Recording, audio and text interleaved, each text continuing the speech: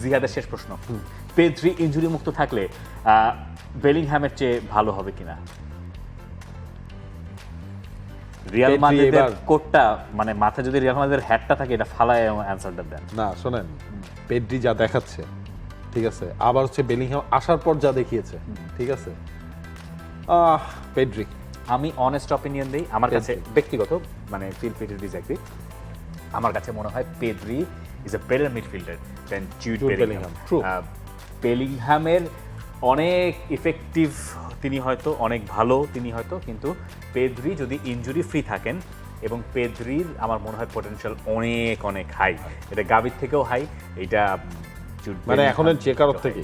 যে কারো থেকে, মানে তার সময়ের পেদ্রির আসলে তার সময়ের বেস্ট মিডফিল্ডার হওয়ার সব রকম ক্ষমতা, যোগ্যতা, আকাঙ্ক্ষা, আসক্তি, যোগ্যতা, এটা ছিল না সার্থক বাক্যের তিনটা গুণাবলী, সার্থক মিডফিল্ডারের যা গুণাবলী দরকার সবই তার থাকবে। এই ছিল আমাদের আজকের আজকে কি খাবেন। ধন্যবাদ।